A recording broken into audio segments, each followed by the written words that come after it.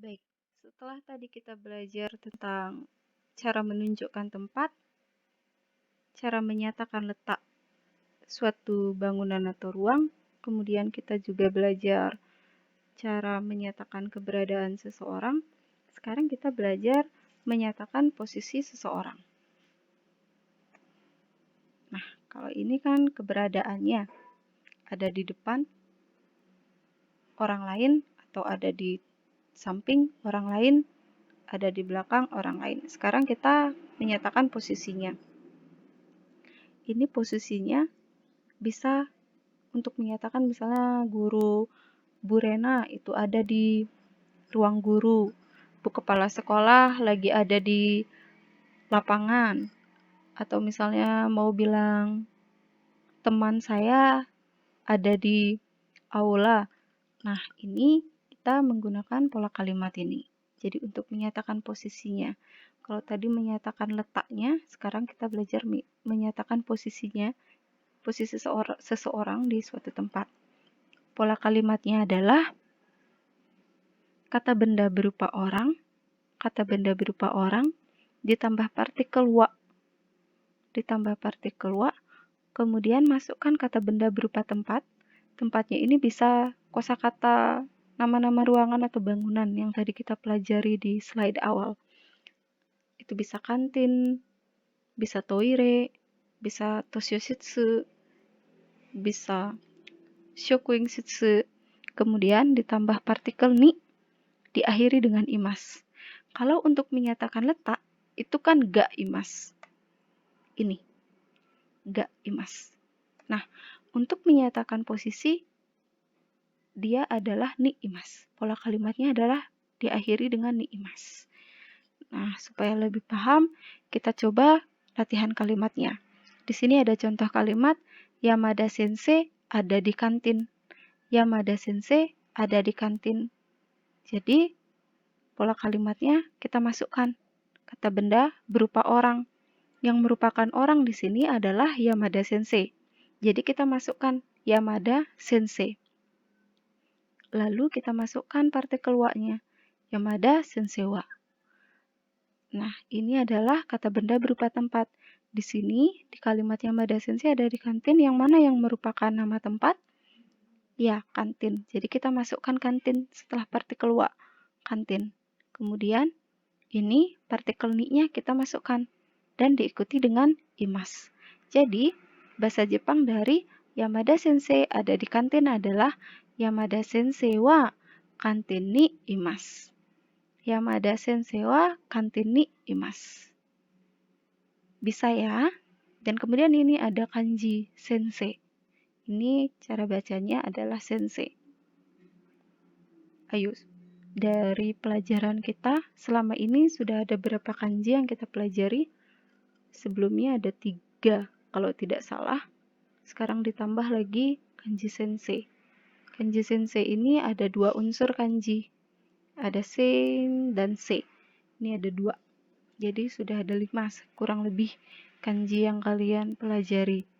Hai, cukup dulu untuk kanjinya. Ini sudah saya buatkan di bawahnya. Cara bacanya adalah sensei. Kita sekarang lanjut belajar ke pola kalimat yang kedua. Di sini ada Tini ada di ruang kelas. Tini ada di ruang kelas. Masukkan pola kalimatnya, yaitu kata benda berupa orang. Yang merupakan orang dari kalimat Tini ada di ruang kelas adalah Tini. Jadi masukkan Tini. Masukkan Tini, Tini, sang. Jangan lupa sangnya ya. Di sini Yamada tidak menggunakan sang karena sudah menggunakan sensei. Jadi sudah sopan. Kita sudah menggunakan kata sopan dengan menunjukkan sensei. Di sini karena sebaya atau mungkin karena lebih kecil atau lebih tua, jika tidak tahu lebih kecil atau lebih tua, pakai sang. Jika misalnya kalian tahu bahwa lawan bicara kalian lebih kecil, untuk lebih dan sudah akrab dengan kalian bisa menggunakan cang atau kung. Itu cara menyapa dalam bahasa Jepang. Hai, kita langsung masuk lagi ke pola kalimat. Jadi Tini ada di ruang kelas, kita masukkan pola kalimat yang ini. Yang pertama itu kata benda berupa orang yang merupakan orang dari kalimat Tini ada di ruang kelas adalah Tini, maka masukkan Tini ditambah sang, jangan lupa Tini sang, lalu masukkan partikel wa-nya, kemudian masukkan nama tempatnya yang merupakan nama tempat di kalimat Tini ada di ruang kelas adalah ruang kelas. Ruang kelas ini adalah kyoshitsu, kemudian tambah partikel ni diakhiri dengan imas. Jadi Tini ada di ruang kelas, bahasa Jepangnya adalah Tini-san wa kyoshitsu ni imasu. Tini-san wa kyoshitsu ni imasu. Bisa dimengerti ya? Suto wakarimashita ka? Hai. Kita langsung belajar ke pola kalimat yang ketiga. Di sini ada Dodi ada di perpustakaan. Dodi ada di perpustakaan. Kita masukkan pola kalimat ini. Kata benda berupa orang yang merupakan orang dari kalimat Dodi ada di perpustakaan adalah Dodi. Maka masukkan Dodi di sini. Tambahkan sangnya jangan lupa. Dodi sang. Diikuti partikel wa. Dodi sang wa. Kemudian yang merupakan nama tempat dari Dodi ada di perpustakaan adalah perpustakaan. Perpustakaan bahasa Jepangnya adalah Toshoshitsu. Toshoshitsu. Jadi masukkan Toshoshitsu di sini. Setelah partikel wa masukkan nama tempat. Nama tempatnya itu perpustakaan yang bahasa Jepangnya adalah Toshoshitsu. Jadi kita sudah sampai di Doni sang wa Toshoshitsu. Kemudian masukkan partikel ni-nya dan imas. Jadi Doni ada di perpustakaan. Bahasa Jepangnya adalah Doni sang wa Toshoshitsu ni imasu. Doni sang wa Toshoshitsu ni imasu. Hai, contoh kalimat yang terakhir. Ini ada Rena sensei. Rena sensei ada di ruang guru. Rena sensei ada di ruang guru.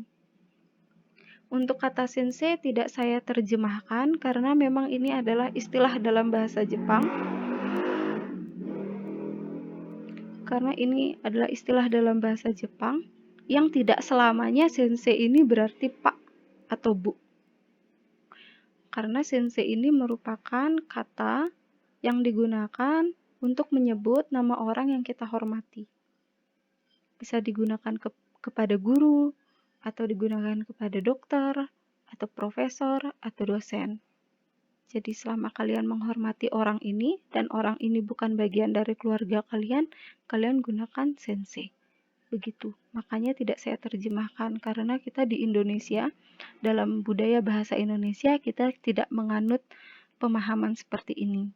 Jadi sensei tetap saya terjemahkan sebagai sensei. Jadi tidak saya terjemahkan, saya tetap menggunakan kata sensei. Itu maksud saya. Jadi di sini Rena sensei ada di ruang guru. Jadi masukkan, kita balik ke sini ke pola kalimat, masukkan pola kalimatnya. Nama orang yaitu Rena sensei, kita masukkan saja Rena sensei ditambah partikel wa, kemudian nama tempatnya ruang guru yaitu Sokuing Shitsu, masukkan partikel ni, masukkan akhiran imas. Jadi Rena sensei ada di ruang guru, bahasa Jepangnya adalah Rena sensei wa shokuin shitsu ni imasu.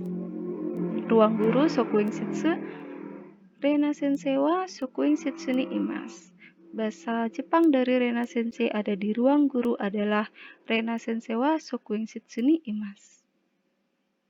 Sampai di sini wakarimashita ka? Sudah paham? Semoga paham ya. Kita langsung lanjutkan saja. Nanti kalau masih belum paham bisa di rewind saja videonya. Untuk sekarang kita lanjut dulu. Masih berkaitan dengan menyatakan posisi seseorang. Jika tadi kita sudah belajar pola kalimatnya seperti ini, seperti biasa ini adalah cara bertanya. Jadi jika mau nanya, Yamada sensei ada di mana ya? Yamada sensei ada di mana? Seperti itu. Gampang sekali. Kalian sebenarnya hanya perlu memasukkan nama orang, kemudian masukkan partikel wa. Tempatnya ini, kalau kita nanya tempat, itu kan pakai di mana dalam bahasa Indonesia, kata tanyanya pakai di mana. Dalam bahasa Jepang juga sama, kata tanyanya di mana, yaitu doko. Nih, imas, kak, tinggal tambahkan kak. Tempatnya ini ganti jadi kata tanya doko, nih imas ditambah kak. Cara bertanyanya, pola kalimatnya seperti itu. Gampang kan? Seperti ini contohnya. Yamada Sensei ada di mana? Masukkan di sini yang merupakan kata benda berupa orang kan Yamada Sensei. Tinggal masukkan nih Yamada Sensei. Ditambah partikel wa. Nah, nama tempatnya diganti jadi kata tanya doko. Ditambah partikel ni. Ditambah akhiran imas diakhiri dengan ka.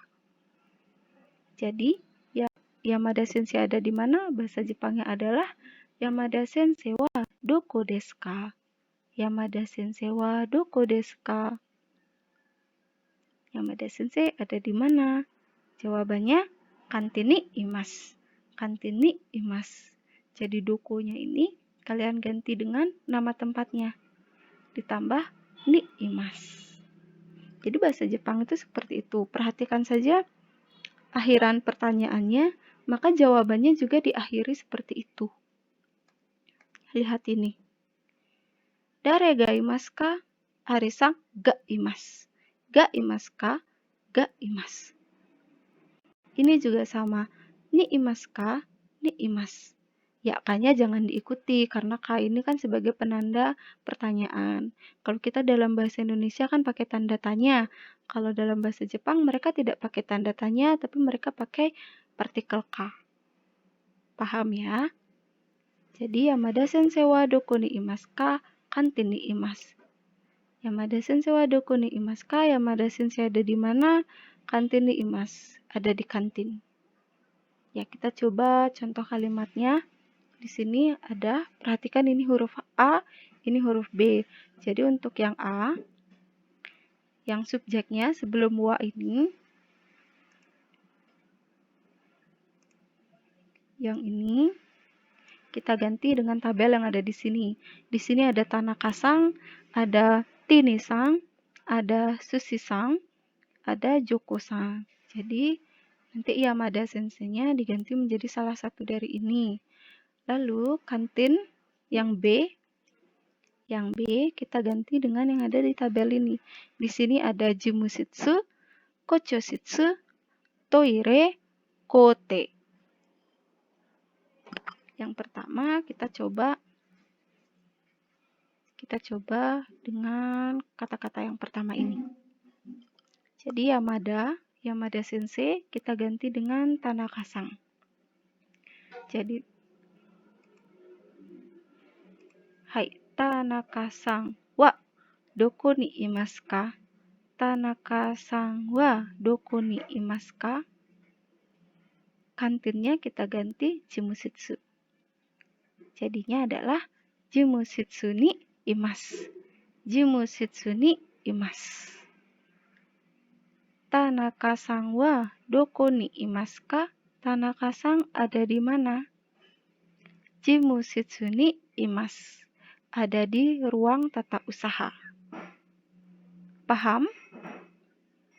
Ya, jadi di sini masih ada kata-kata Tini-san, Sushi-san, Joko-san, juga ada Kochoshitsu, Toire, dan Kote. Nanti ini Yamada Sensei-nya kalian ganti jadi Tini-san, kantinnya diganti Kochoshitsu, Yamada Sensei-nya bisa diganti dengan Sushi-san, kantinnya ganti dengan Toire, Joko-sang-nya diganti Yamada-sang diganti menjadi Joko-sang, kantinnya diganti menjadi Kote. Silakan kalian latihan, buat di catatan atau ngobrol sama temennya by phone atau voice note kan bisa ya, supaya lebih paham, supaya lebih terbiasa lidah kita berucap dalam bahasa Jepang, supaya lebih terbiasa tangan kita menulis dalam huruf Jepang.